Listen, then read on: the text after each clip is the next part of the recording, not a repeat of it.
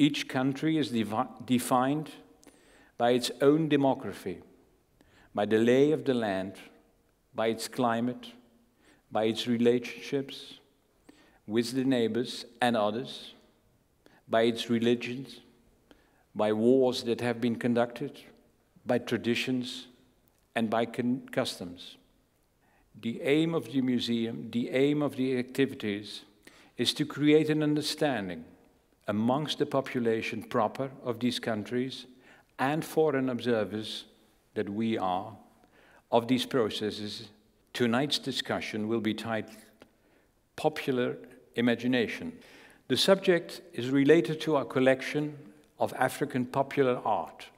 Art forms without pretensions to make great art. Art that is accessible, vital, dynamic, tensed, painful, humoristic, ever-changing, quickly rising, quickly disappearing. Art that deals with relevant issues of contemporary society.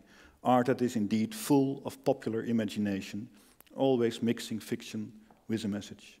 Popular culture is actually inherently an unstable category. What is African popular art doing in a museum? Actually, what I mean is, what the hell is African popular art doing in a museum? What does African popular art do in a Dutch museum? What is African popular art doing in an ethnological museum? What is the meaning, betekenis, of these popular arts? And for whom is that meaning intended? What should and could be the role of museums in collecting and doing research on such meaning? Now, of course, once the emphasis is being placed on the aesthetic value of an art object, big questions arise about the proper place of art. And then, of course, indeed, the question is, how should the ethnological museum relate to the question of global art and art objects? Objects are loaded with stories, reflect numerous and sometimes conflicting political, economical, and cultural agendas and relations.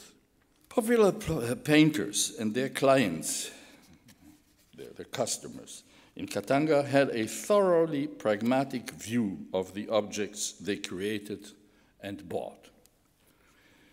People could talk about what painting signified and showed, but most important to them was what the paintings did or caused.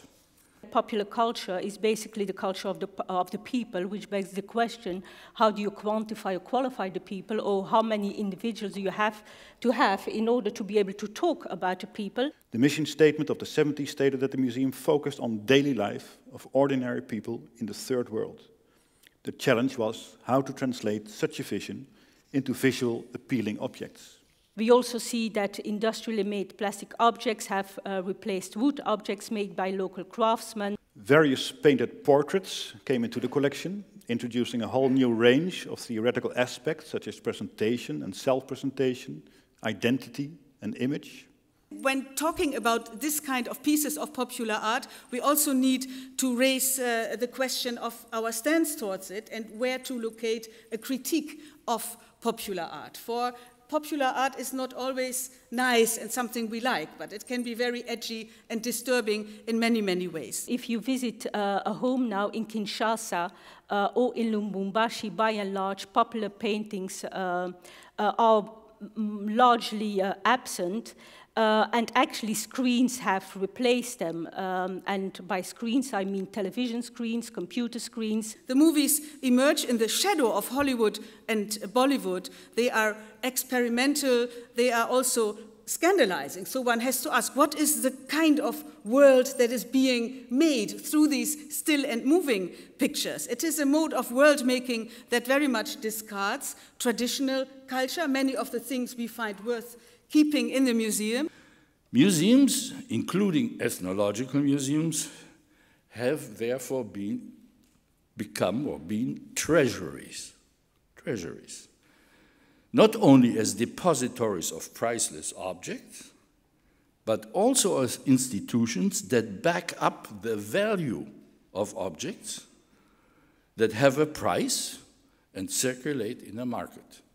When ethnographic documents are consigned to a virtual archive, it is not the quantity that makes a difference, but it is a new kind of presence such documents take on when they are put onto the internet.